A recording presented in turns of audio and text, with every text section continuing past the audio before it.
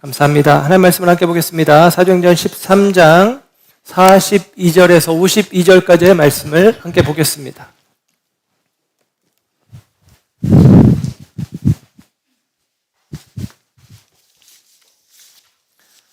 하나님 말씀 사도행전 13장 42절에서 52절까지의 말씀 함께 합독하겠습니다. 시작. 그들이 나갈새 사람들이 청하되 다음 안식일에도 이 말씀을 하라 하더라. 회당의 모임이 끝난 후에 유대인과 유대교에 입교한 경건한 사람들이 많이 바울과 바나바를 따르니 두 사도가 더불어 말하고 항상 하나님의 은혜 가운데 있으라 권하니라. 그 다음 안식일에는 온 시민이 거의 다 하나님의 말씀을 듣고자 하여 모이니 유대인들이 그 무리를 보고 시기가 가득하여 바울이 말한 것을 반박하고 비방하거늘 바울과 바나바가 담대히 말하여 이르되 하나님의 말씀을 마땅히 먼저 너희에게 전할 것이로되 너희가 그것을 버리고 영생을 얻기에 합당하지 않은 자로 자처하기로 우리가 이방인에게로 향하노라. 주께서 이같이 우리에게 명하시되 내가 너를 이방의 빛으로 삼아 너로 땅끝까지 구원하게 하리라 하셨느니라 하니 이방인들이 듣고 기뻐하여 하나님의 말씀을 찬송하며 영생을 주시기로 작정된 자는 다 믿더라. 주의 말씀이 그 지방에 두루 퍼지니라. 이에 유대인들이 경건한 귀부인들과 그 신의 유력자들을 선동하여 바울과 바나바를 박해하게 하여 그 지역에서 쫓아내니 두 사람이 그들을 향하여 발에 티끌을 떨어버리고 이고니온으로 가거늘 제자들은 기쁨과 성령이 충만하니라. 아멘. 아멘. 할렐루야. 이 시간 하나님의 사랑하심과 은혜가 저와 여러분 가운데 함께하는 줄 믿습니다. 다시 교회라는 주제의 말씀으로 함께 은혜를 나누고 있습니다. 이방의 빛으로 삼아라는 제목으로 말씀을 전합니다. 우리가 대표 기도를 하시는 분들이 그런 기도를 할 때가 있어요. 오늘 말씀 가운데서 우리 성도들에게 위로가 되길 원합니다. 힘을 얻기 원합니다. 여러분, 그런데 사도행전의 말씀 속에서는 여러분의 마음을 어루만져주고 위로해주고 보듬어주는 말들이 별로 없어요. 사도행전은 2000년 전 예수 그리스도를 따르는 믿음의 사람들의 삶의 이야기, 그들의 프락시스, 그들의 삶을 우리에게 기록해주고 있습니다. 그런데 여러분, 우리가 따뜻한 말로도 위로를 받겠지만 우리가 위로를 받고 새 힘을 얻고 우리가 살아갈 때에 우리 가운데 주어진 하나님의 말씀으로 말미암는 깨달음, 곧 나의 정체성을 알 때 우리는 힘있게 살아갈 수가 있습니다. 내가 어떠한 존재인지, 내가 어떠한 목적을 따라 부름받았고 어떠한 모습으로 살아가야 될지를 분명하게 알게 되어질 때 그때 우리는 힘있게 살아갈 수가 있습니다. 예를 들면 우리가 젊은이들에게 이야기하잖아요. 꿈을 가져야 된다라고 이야기합니다. 그 꿈을 가져야 되는 이유가 무엇인가요? 그 꿈을 통해서 그가 어떠한 자기 정체성을 갖고 어떠한 삶의 방향성을 가지고 살아갈지가 결정이 되어지고 그 꿈이 있는 사람은 기꺼이 자신의 삶을 힘있게 그리고 열정적으로 최선을 다해 살아갈 수 있는 것입니다. 그러므로 사랑하는 여러분, 저와 여러분이 오늘 여러분 가운데 아프고 힘들고 어려운 일들이 있다면 주님의 위로하심의 은혜가 있기를 원합니다. 그러나 더 원하는 것은 여러분을 향하신 하나님의 뜻을, 계획을, 그리고 우리가 그 뜻 안에서, 계획 안에서 내가 어떠한 존재인지를, 내가 어떠한 삶을 살아야 될지를 저와 여러분들이 깨달아 아는 은혜가 있기를 주님의 이름으로 축원합니다. 우리는 바울과 바나바를 중심으로 한 1차 전도 여행의 이야기를 살피고 있고 그 여정을 잠시 다시 한번 우리가 되새겨 본다면 수리아 안디옥에서 그들이 출발합니다. 그래서 그들이 수리아 안디옥에서 출발해서 실루기아라는 항구, 지중해 연안의 항구로 가서 거기서 배를 타고 구브로라는 섬으로 갑니다. 그리고 구브로라는 섬에서 바예수 그리고 서기오 바울 총독 그들을 만나서 기적도 행하고 그리고 복음도 전하죠. 그래서 믿는 사람들이 생겨납니다. 그리고 거기서 영적 주도권이 바울에게 넘어간 이후에 바울은 그 다음 목적지를 밤빌리아의 버가라는 곳으로 정하게 되어집니다. 이 터키 남부에 있는 해안 도시인 버가에 이르렀을 때 바울은 거기에서 아마 복음을 전했을 거예요. 그런데 그곳에서 얼마 지나지 않아서 이른바 풍토병, 고온 다습한 이 바닷가 지역에서 병에 걸린 것으로 추정이 되어집니다. 그 상황에서 이 기후를 바꾸기 위해서 타우루스 산맥을 넘어서 비시디아 안디옥이라고 하는 터키 중심부로 들어가기로 결정을 했을 때에 마가, 그들의 수종자였던 바나바의 조카였던 마가는 자기 집으로 돌아가 버리죠. 도망쳐 버렸다라는 것입니다. 그리고 이 험산 줄령인 이 타우루스 산맥을 넘어서 바울과 바나바는 비시디아 안디옥이라는 곳에 이르게 되고 거기에서 복음을 전합니다. 지난 시간에 다루었던 이야기는 바울이 비시디아 안디옥에서 했던 설교입니다. 여러분, 이 지역 속에서 우리가 생각해야 될 것이 이 바울이 비시디아 안디옥에 가서 회당에 가서 안식일에 말씀을 전하게 되어지는데 오늘 본문의 이야기는 바울이 말씀을 전했어요. 그랬더니 많은 사람들이 그 말씀을 듣고 좋아했습니다. 그래서 부탁하기를 다음 주에도 이곳에 와서 복음을 전해달라. 그렇게 이야기를 해요. 그랬더니 바울이 그 다음 주에 가서 복음을 전하는 내용입니다. 그런데 바울이 처음 복음을 전하고 나서 어떤 이야기를 하냐면 오늘 본문 43절을 먼저 보시면 유대인과 유대교에 입교한 경건한 사람들이 많이 바울과 바나바를 따르니 두 사도가 더불어 말하고 항상 하나님의 은혜 가운데 있으라 권하니라 그렇게 이야기합니다.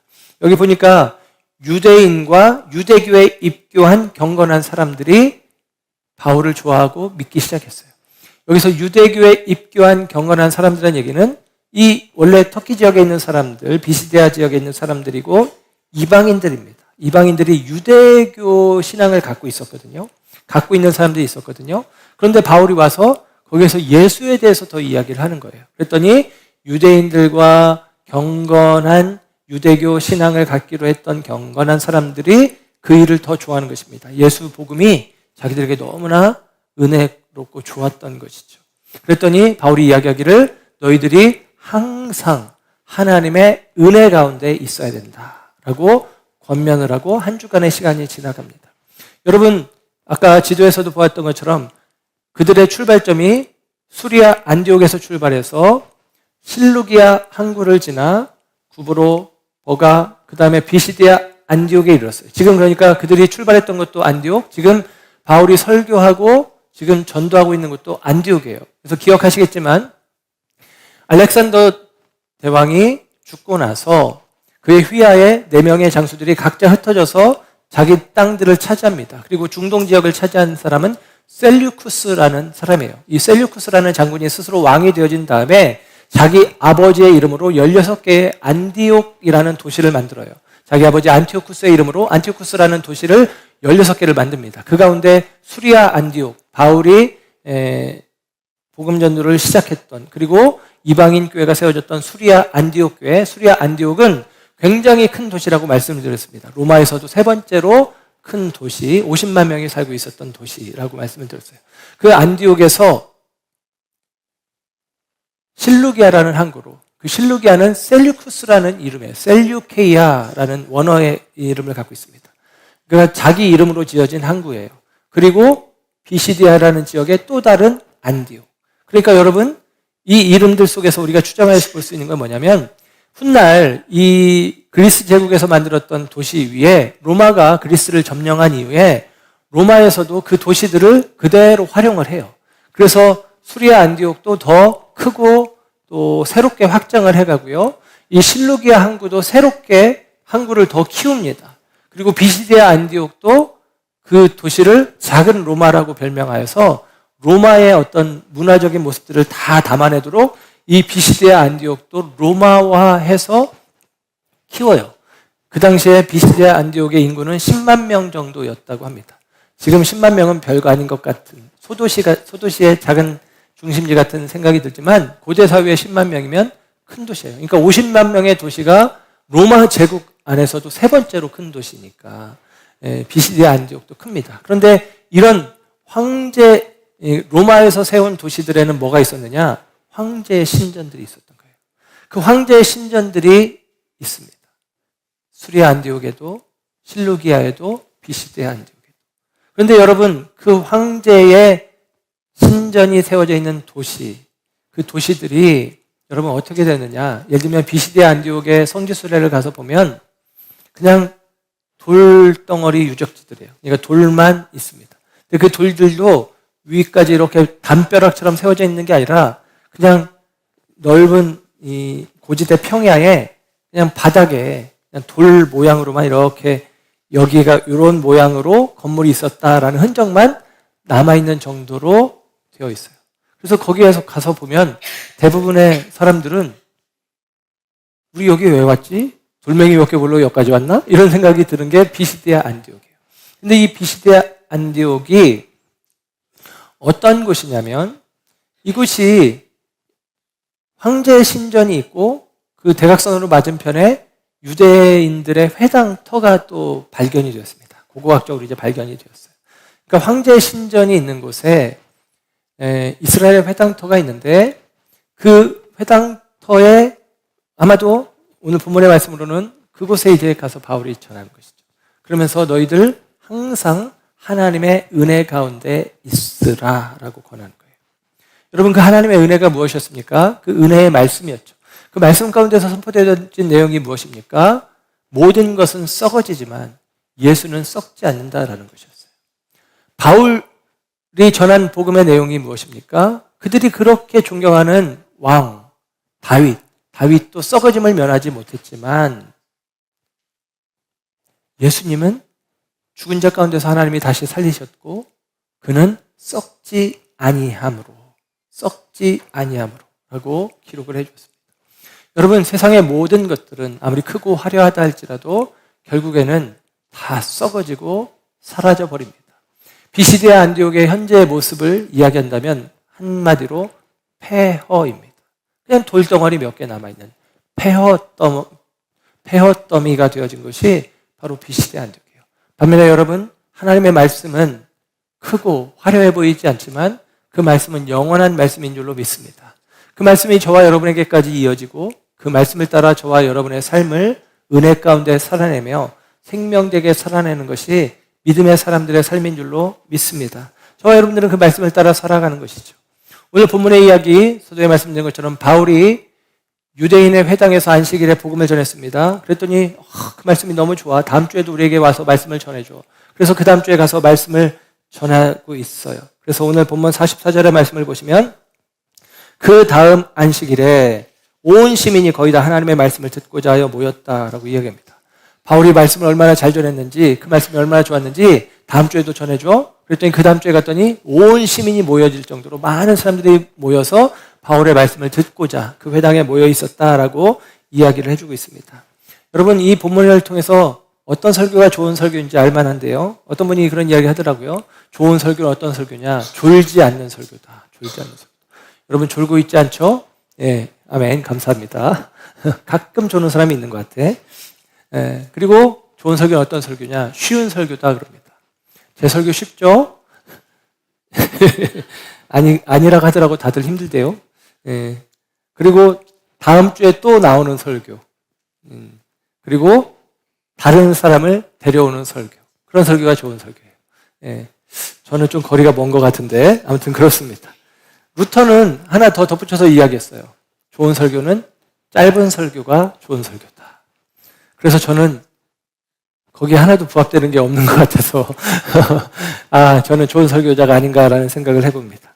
그런데 여러분, 어떤 설교를 했기에 이렇게 많이 왔나라는 생각을 해볼 수도 있지만 설교자의 입장에서가 아니라 듣는 청중들의 입장에서 생각해 본다면 전에 그런 이야기를 들었는데요. 지금은 이제 중국에 있는 선교사님들이 다 추방을 당해서 중국의 선교사들이 정식으로 들어가지 못합니다. 근데 한 10년 전만 해도 선교사님들이 중국에 들어가서 지하교회에서 활동하고 하시면서 그 중국 성도들이, 중국에 있는 기독교 성도들이 얼마나 신앙생활을 열심히 하는지를 이야기해 주는 것을 많이 감동 있게 들었던 기억들이 있습니다. 이른바 이제 삼자교회라는 정부에서 인정한 교회 말고 지하교회라고 하는 교회, 그 지하교회 성도가 중국에만 5천만 명이 있었다는 이야기를 들었거든요. 우리나라 인구만큼, 남한의 인구만큼 지하교회 성도들이 있었는데 그 지하교회 성도들이 얼마나 말씀을 사모하냐면 정식으로 말씀을 제대로 연구하고 배워서 가르쳐주는 사람이 별로 없는 거예요. 성경도 별로 없고. 그런데 한국에서 선교사 한국에서 예를 들면 어떤 목사님이 선교사님 소개로 이제 거기에 가서 말씀을 전할 기회가 있으면 그 목사님이 설교할 때 사람들이 그 설교를 듣고 싶어서 난리랍니다. 그래서 어떤 분이 자기가 가서 설교를 하는데 자기가 하루에 3번 설교를 했는데 3시간, 2시간, 2시간. 그리고 마지막 시간에는 밤 자정 넘어까지 설교를 하는데 사람들이 자리를 안 떠나고 다 듣고 있더라는 거예요. 그리고 어떤 사람은 힘드니까, 피곤하니까, 일하고 와가지고 힘드니까 누워서 설교를 듣는 사람도 있었답니다. 누워서 설교를 들을지언정 설교를 그만하라고 이야기하는 게 아니죠. 예. 설교를 잘 못하는 저나 듣기를 싫어하는 저나 우리들이 좀 깨달을 부분이 있지 않은가라는 생각을 해보게 됩니다. 문제는 여러분 이 말씀이 선포되어질 때 여러분 누가 어떻게 설교했느냐, 듣는 사람이 어떠하냐를 떠나서 선포되어지는 말씀 자체가 능력이 있어요. 복음이 능력이 있습니다. 전에도 말씀드렸지만 여러분 수류탄을 어른이 던지든 어린아이가 던지든 그 수류탄의 폭발력은 똑같아요. 마찬가지입니다. 복음이 그런 거예요. 하나님의 말씀은 조리 있게 잘 전하든 혹은 어눌하게 그 말씀을 제대로 전하지 못하든 물론 이왕이면 조리 있게 잘 전하는 것이 필요하고 중요하겠죠. 그러나 여러분 그 말씀 자체가 능력이 있습니다. 그래서 그 말씀이 선포되어질 때 그 능력이 나타나고 그 능력이 역사를 일으키는 거예요. 바울이 어떤 부분에서는 나중에 뒤에 보면 나오지만 바울이 설교하는데 유두그라는 청년이 설교를 듣다가 창틀에 앉아서 들다가 졸아서 떨어져서 죽은 이야기가 나오기도 해요. 바울도 설교를 잘했다고 하고 대단하다고 하지만 바울의 설교를 듣고도 조는 사람도 있었다라는 거예요. 그러니까 어떤 것이 중요하냐? 어떻게 설교하느냐, 어떻게 듣느냐를 넘어서 가장 중요한 것은 말씀 자체가, 복음이 그 자체가 능력이 있다라는 것입니다. 그 복음의 능력이 비시디아 안디옥에서 나타나는 것입니다. 그 결과로 다음 안식일이 되었을 때에 그 도시의 시민 전부가 10만 명이 다 모여왔겠습니까? 그렇진 않겠지만 그렇게 표현할 만큼 많은 사람들이 모여오게 되었다라는 사실입니다.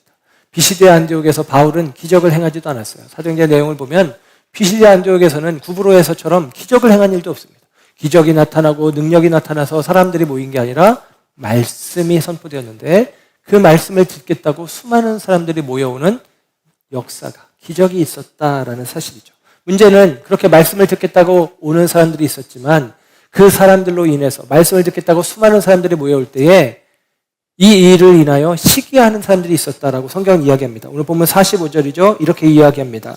유대인들이 그 무리를 보고 시기가 가득하여 바울이 말한 것을 반박하고 비방하였다라고 이야기합니다.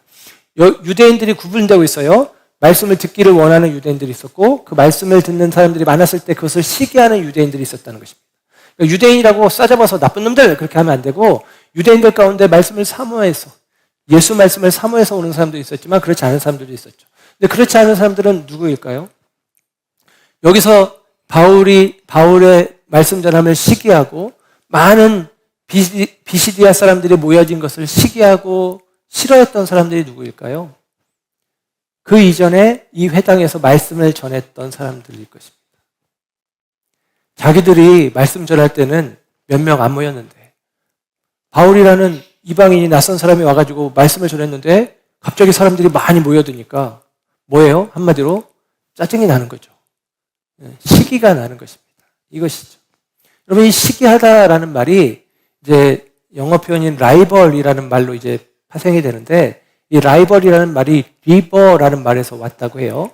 리버는 강이죠, 강. 그래서 이 라이벌이라는 말은 한 강에서 같이 마시고 사는 사람들이에요.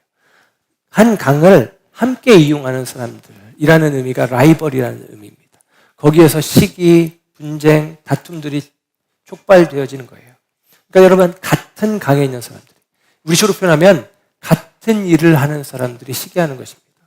다른 일을 하는 사람들이 시기하는 일은 없어요. 예를 들면 동종업계 사람들이 시기하는 것입니다. 저 사람 너무 잘 되네, 저 사람은 잘 풀리네, 이런 거죠. 제가 목사인데 예를 들면 저 사람은 설교도 짧은데 내용도 알차면서 사람들이 졸지도 않고 즐거워하고 다음 시간에 사람들이 저 설교 좋으니까 들으러 가자 하고 오네. 제 입장에서 어떻겠어요? 배가 아픈 것이죠. 아유, 나는 그렇게 못하는데 저 사람은 그렇게 하네? 이런 것입니다.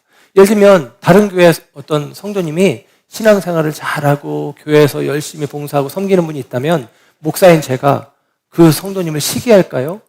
그렇지 않죠. 우리 교회도 그런 성도 있으면 좋겠다라고 부러워하겠죠.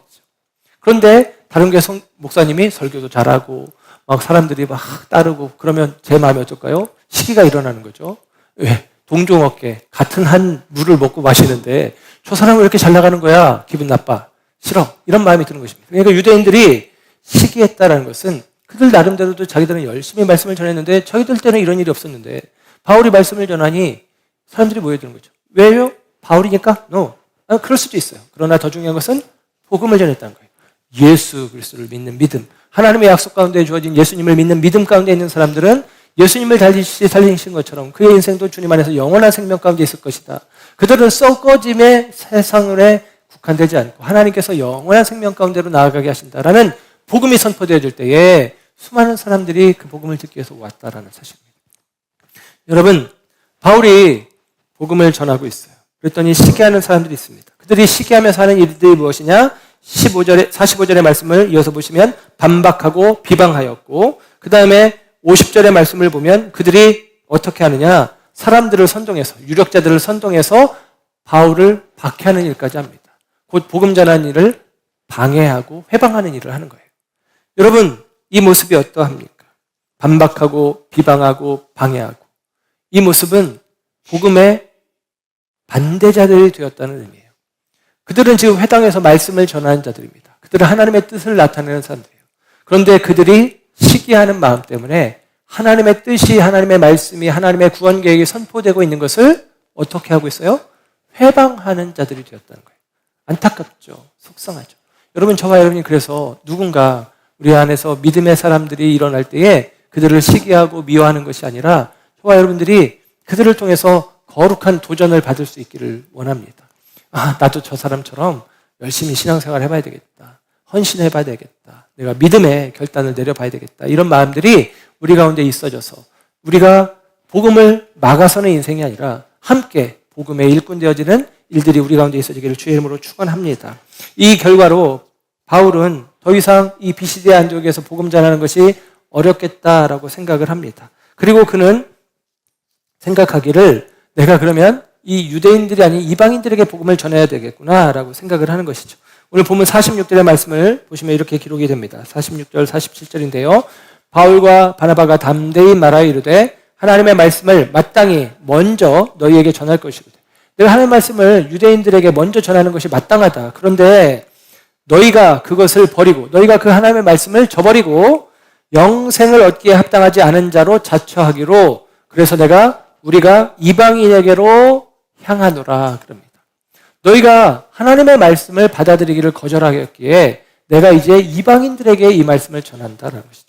유대인의 회당에서는 더 이상 말씀을 전할 수 없었기에 이 비시디아 안디옥의 유대인 회당이 아닌 이 비시디아 안디옥에 있는 이 길거리에서 시장 어귀에서 사람들이 있는 곳에서 복음을 전하지 않았겠어요?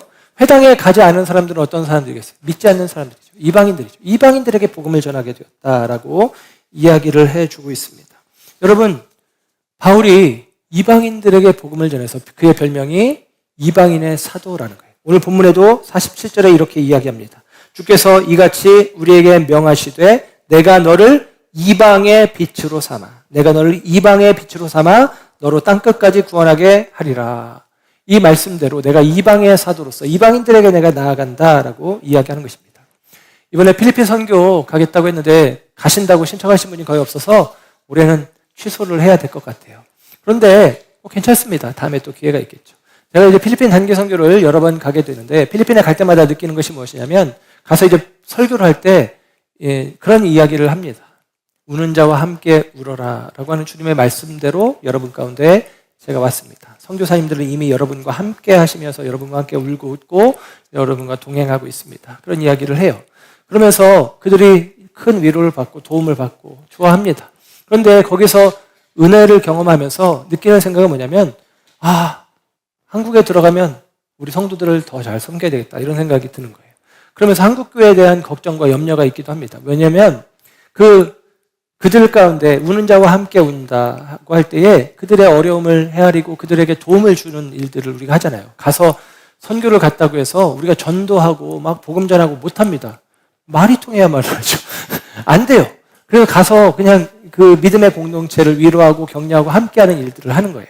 그리고 선교사님의 하시는 일을 지지하는 거죠. 그런데 그 과정 속에서 그들이 얼마나 은혜 가운데 있는지를 경험해요. 왜냐하면 우리가 여기서는 큰 물질이 아니지만 작은 물질이지만 거기서는 크게 쓰임을 받으니까 와 좋잖아요. 근데 그들은 그 과정 속에서 크게 기뻐하고 크게 감사해요. 그런데 이런 마음이 드는 거죠. 한국교회는, 한국의 성도들은 하나님께서 더 크고 많은 것들을 허락하셨음에도 불구하고 그것들을 풍성하게 누리고 있음에도 불구하고 기뻐하지 않아요. 감사하지 않아요. 기쁨과 감사를 상실해버렸단 말이에요. 은혜를 잃어버렸단 말이에요. 그래서 안타까운 마음들이 들고 여기서는 이 작은 것으로 이렇게 크게 기뻐하고 크게 감사하는데 우리는 더 많은 것들을 얻고 누리면서도 기쁨도 감사도 사라졌구나. 은혜를 놓쳐버렸구나. 라는 생각들이 드는 거예요. 그래서 돌아가면 한국교회를 위해서 더 열심히, 한국의 성도들을 위해서 더 열심히 해야 되겠구나. 라는 생각이 선교지에서 듭니다. 이방인들 속에서 그런 생각이 드는 거예요. 여러분, 바울도 마찬가지입니다. 바울은 언제든지 복음을 전하기를 원했고 그 복음을 전할 때에 회당을 찾아가서 전합니다. 유대인들에게 복음을 전하기를 원했어요. 그런데 그들이 그 복음을 듣지 않으니까 오늘 본문의 말씀처럼 바울이 발에 신의 먼지를 떨어버리고 그래서 오늘 본문 가운데 말씀을 보면 바울이 그들이 듣는 것을 합당하게 여기지 않으니까 그냥 바울이 떠나기를 결심을 합니다. 그래서 51절의 말씀을 보면 발에 띠끌을 떨어버리고 이고니온으로 갔다라고 이야기해요. 마태복음 10장 14절 말씀에 보면 예수님이 마태복음 10장 14절 마태복음 10장은 예수님의 두 번째 마태복음 설교이면서 제자도라는 별명을 갖고 있어요. 제자들에게 복음 전하는 제자들에게 하신 말씀인데 너희들 말씀 전하면서 이런 일들이 있을 건데 괜찮아. 너희들 그럼에도 불구하고 말씀 전해 라고 하는 것입니다. 거기서 이런 이야기를 합니다. 마태복음 10장 14절 누구든지 너희를 영접하지 아니하고 너희 말을 듣지도 아니하거든 그 집이나 성에서 나가 너희 발의 먼지를 떨어버리라 그럽니다. 여러분 이 말은 원래는 어떤 시작이었냐면 유대인들이 이방인의 땅에 갔다가 돌아올 때 이방인의 땅의 흙은 부정하다고 여겨서 이 흙을 떨어버리고 유대인의 땅으로 들어오라는 거예요. 그만큼이나 자기들은 거룩하다고 생각했단 말이에요. 그런데 이 말씀이 어떻게 바뀌었냐면 원래 이게 유대인의 관습인데 유대인들이 말씀을 듣지 않으니까 그들의 땅에 흙먼지를 떨어버리고 그리고 다른 데로 간다는 거예요. 여러분 얼마나 안타깝습니까? 유대인들에게 먼저 주어진 은혜, 거룩한 말씀의 은혜가 있는데 그걸 그들이 거부하니까 이방인들에게로 가고 있다라고 이야기를 해요. 그럼에도 불구하고 바울은 이방인의 땅에 가서 그러면 이제 이 유대인들에게 내가 전하지 못하고 나는 이방인들에게 가서 복음을 전하겠다. 이방인들에게로 가겠다. 나는 이방의 빛으로 세워져서 살아가겠다라고 했을 때 그럼 바울이 이방인들에게만 복음을 전했느냐? 절대 그렇지 않습니다. 바로 이고니온으로 갔다고 하는데 이어지는 14장 1절의 말씀을 보면 이렇게 기록해요. 이에 이고니온에서 두 사도가 함께 유대인의 회당에 들어가 말하니 유대와 헬라의 허다한 무리가 믿더라. 어디 가서? 유대인의 회당에 가서. 그러니까 유대인의 회당을 늘 찾아가요. 언제든지 바울은 어디를 가든지 그곳에 유대인의 회당이 있는지를 가장 먼저 확인하고 그 유대인의 회당이 있으면 그곳에 가서 복음을 전합니다. 누구에게? 유대인들에게. 그런데 오늘 본문에서는 그렇게 이야기하잖아요. 그가 이방인들에게로 가겠다라고 이야기를 합니다. 여러분 이방인들에게 가겠다는 바울의 이야기는 이방인들에게만 가겠다는 것이 아니에요. 유대인들이 거절하니까 복음이 먼저 유대인들에게 가야 될 복음이 우선순위가 이방인들에게로 바뀌어지는 상황과 형편을 이야기하고 있다는 사실입니다. 예수님께 부름받았던 사도행전 9장의 바울의 회심 사건 가운데 사도행전 9장 15절은 이렇게 이야기합니다. 하나님이 바울을 부르신 목적을 이야기하죠. 주께서 이르시되 가라 이 사람은 내 이름을 이방인과 임금들과 이스라엘 자손들에게 전하기 위하여 택한 나의 그릇이라. 이방인들뿐만 아니라 임금들에게, 능력자들에게, 고관들에게 뿐만 아니라 유대인들에게 복음을 전하기 위해서 바울이 택함받았다는 거예요. 그러니까 바울의 복음이 누군가에게 제한되지 않습니다. 그러나 바울은 유대인들에게 복음을 전했을 때, 예수 복음을 전했을 때 바울은 늘 박해받는 일들이, 거절당하는 일들이 많았고 결과적으로 어쩔 수 없이 그러나 하나님의 뜻과 계획 안에서 이방인들에게 복음을 전하는 일들이 있었다라고 이야기합니다. 바울은 이방인의 사도로 그가 역할을 하고 있지만 누구보다도 자기 동족 유대인들을 사랑했던 사람입니다. 로마서 9장 1절부터 4절까지는 바울이 얼마나 유대인들을 사랑했는지를 기록을 해주고 있는데요. 여러분에게 표준 세번역으로 읽어드리길 원합니다. 로마서 9장 1절에서 4절입니다. 나는 그리스도 안에서 참말을 하고 거짓말을 하지 않습니다. 내 양심이 성령을 힘입어서 이것을 증언하여 줍니다. 나에게는 큰 슬픔이 있고 내 마음에는 끊임없는 고통이 있습니다. 나는 육신으로 내 동족인 내 결례를 위하는 일이면 내가 저주를 받아서 그리스도에게서 끊어질지라도 달게 받겠습니다. 내 동족은 이스라엘 백성입니다. 하나님이 내 양심에 증언하신다. 나는 내 민족을, 내 나라를, 내 결례를 누구보다도 사랑한다. 내 민족을 위해서라면 내 목숨을 내놓아도 좋다. 나의 민족은 이스라엘이다. 이렇게 이야기하는 거예요. 여러분, 이것이 바울의 마음이에요. 여러분, 우리에게도 이 마음이 필요합니다. 그리고 이 바울이 자기 민족을 사랑하는 것은 이방인들을 사랑하는 원동력이 되어지는 거예요. 무슨 의미냐면 바울은 자기 민족을 자기 생명보다 더 사랑했습니다. 바울이 자기 민족 이스라엘 유대인들을 사랑한 이유는 단순해요. 유대인으로 태어났기 때문이에요. 유대인으로 태어났기 때문에 유대인의 혈통을 가지고 있기 때문에 유대인을 사랑합니다. 바울이 만약에 로마 사람으로 태어났다면 로마를 사랑했겠죠. 바울이 애굽 사람으로 태어났다면 애굽을 사랑했겠죠. 바울이 유대인으로 태어났기 때문에 유대인을 사랑하는 거예요. 그런데 그와 마찬가지로 저와 여러분도 마찬가지죠. 우리가 대한민국의 백성으로 태어났습니다. 그래서 우리는 이 나라, 이 민족, 이 백성들을 사랑해야 되는 거예요. 우리는 이 나라의 민족을 정말로 사랑하는 마음들이 우리 가운데 너무나 필요합니다. 나라에 관심을 가져야 되고 우리나라의 역사에 관심을 가져야 되고 우리나라의 현재 상황들에 관심을 갖고 우리가 우리의 목숨을 걸고 기도해야 해요. 나라를 위해서, 위정자들을 위해서, 되어질 일들을 위해서, 어려움 당하는 이들을 위해서 우리가 기도하는 일들을 쉬지 말아야 하겠습니다. 그런데 여러분, 내 나라, 내 민족을 사랑하는 것이 다른 나라, 다른 백성을 사랑하는 원동력이 되어진다고요. 무슨 얘기냐면 바울은 하나님 안에서 깨닫는 것입니다. 나를, 이 민족을 하나님이 사랑하심처럼 저들도 하나님은 사랑하신다라는 깨달음이 들어오는 거예요. 하나님께서 바울에게 주신 깨달음은 이 민족을 하나님이 너무나 사랑하신다. 그런데 이와 같은 사랑으로 그들도 사랑하신다라는 깨달음이 있는 것입니다. 저와 여러분에게도 마찬가지죠. 우리를 사랑하시지만 하나님은 그들을 사랑하십니다. 그래서 여러분, 내 나라, 내 민족을 사랑하는 뜨거움이, 열정이, 마음이 가득한 사람이 다른 사람도 사랑하는 거예요. 이게 원리입니다. 여러분, 여러분의 가족을 사랑하십니까? 여러분의 가족을 사랑하셔야 됩니다. 여러분의 자녀를, 여러분의 부모를, 여러분의 형제를 사랑해야 돼요. 그리고 그들을 위해서 우리가 희생할 줄도 알고 섬길 줄도 알고 노력해야 됩니다. 그렇게 뜨겁게 내 가족을 사랑하는 거예요. 그런데 여러분, 내 가족만 사랑하는 게 아니죠. 내 가까운 형제들만 사랑하는 게 아닙니다. 그 사랑이 뜨겁게 내 가까운 사람들을 사랑할 수 있는 사람들은 저 멀리 낯선 타인도 사랑할 수 있는 거예요. 그게 우리 가운데 가능한 것이죠. 그래서 바울은 자기 민족을 누구보다도 사랑했고 자기 민족을 향한 그 사랑이, 자기 백성을 향한 그 사랑이 그에게 가득했기 때문에, 뜨거웠기 때문에 그 사랑으로 낯선 일면식도 없는 이방인들을 그가 사랑할 수 있었다라는 것입니다.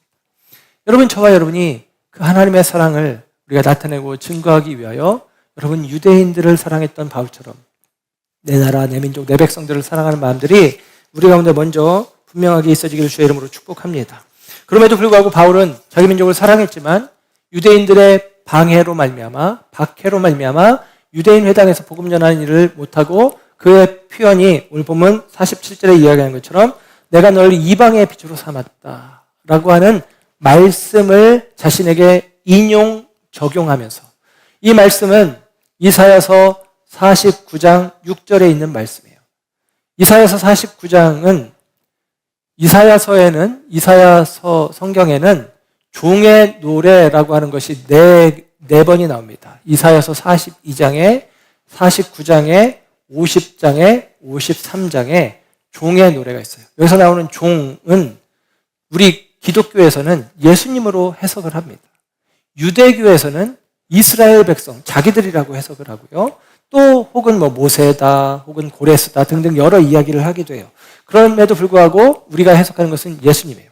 예수님이죠. 그래서 이사야서 53장 우리가 잘 아는데 그가 찔림은 우리의 허물을 인함이요 그가 상함은 우리의 죄악을 인함이라 그런 이야기가 나오는 거예요.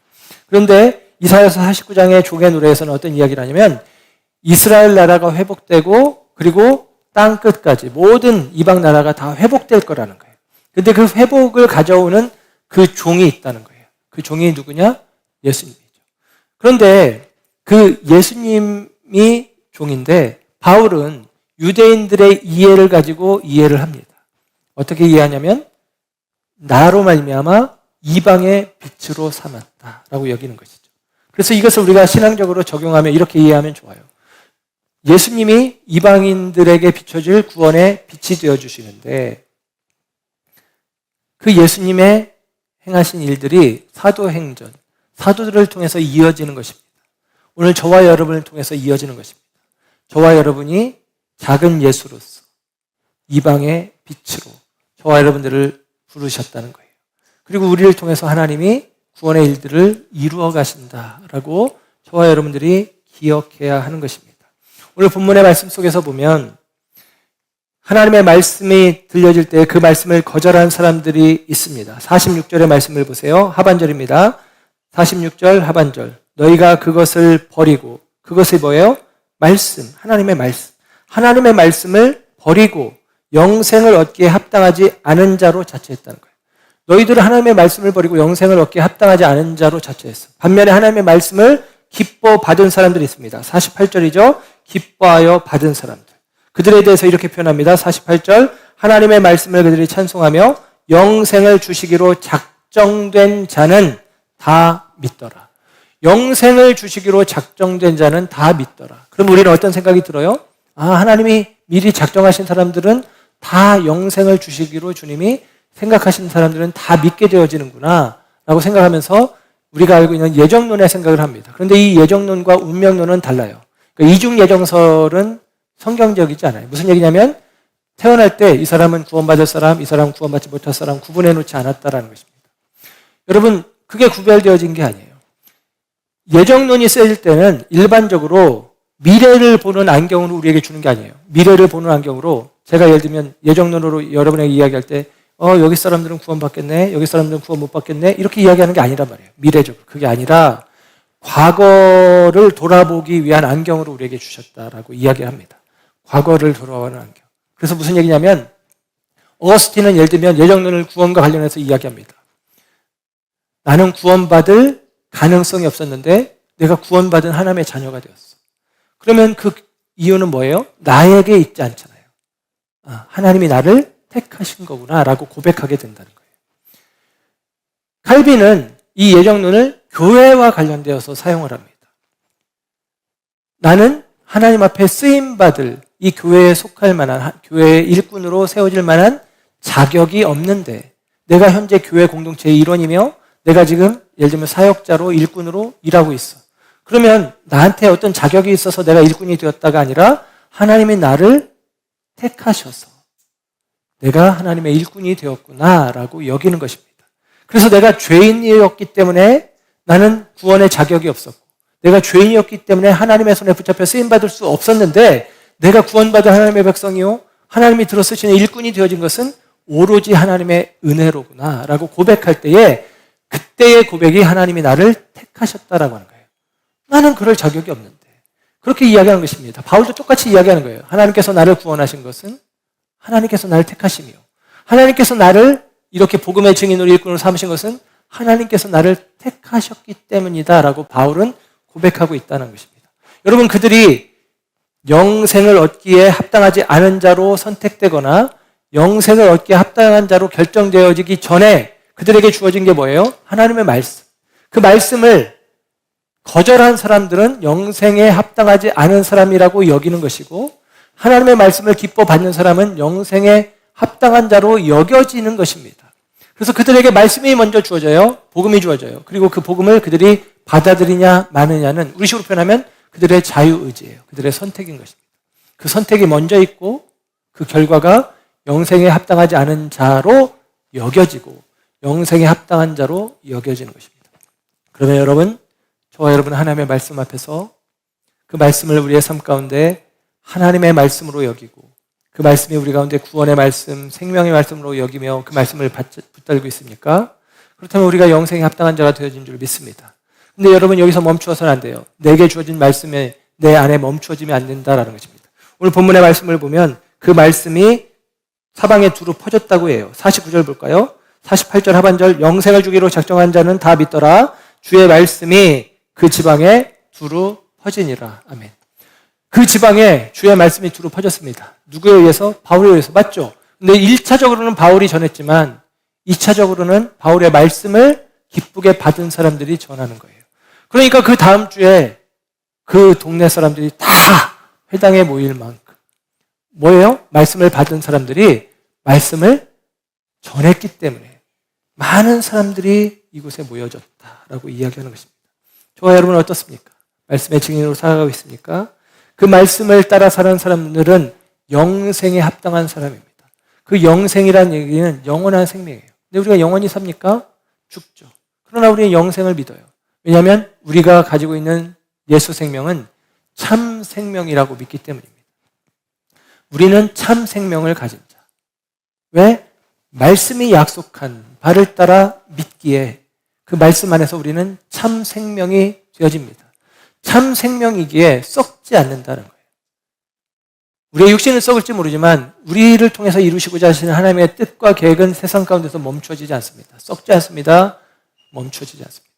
그러나 여러분, 저와 여러분에게 주어진 하나님의 말씀, 그 말씀이 저와 여러분의 삶 속에서 참된 삶으로 이어져야 하는 거예요. 참된 삶으로 사라져야 하는 것입니다. 우리의 삶을 통해서, 참된 삶을 통해서 말씀을 증거하는 자의 삶을 살아내는 것입니다. 그렇게 되어질 때 저와 여러분을 통해서 하나님께서 이루시고자 하시는 일, 그 복음의 말씀이 그 사방에 두루 퍼진 것 같이 이방의 빛으로 삼아 저와 여러분을 부르시고 세우셨을 때 저를 통해서, 여러분을 통해서, 우리 교회를 통해서 하나님께서 땅 끝까지 구원이 이르도록 하시는 일들을 오늘 이 시간 지금도 하나님이 이어내고 있다라는 사실입니다. 사도행전은 그 이야기를 하는 거예요. 사도들이 하나님의 일들을 감당하고 있는 것입니다. 하나님께 부름받은 사람들이, 믿음의 사람들이 온전한 헌신으로 하나님의 일들을 감당하고 있는 것입니다. 원하건대, 구하건대 저와 여러분 모두의 삶이 하나님께서 저와 여러분의 삶을 통하여 하나님의 생명된 일들을 이루어가는, 그리고 저와 여러분 모두가 이 땅 가운데 이방의 빛과 같은 존재들로 세워지는 일들이 있어지기를 주님의 이름으로 부탁드리고 축복합니다. 기도하겠습니다.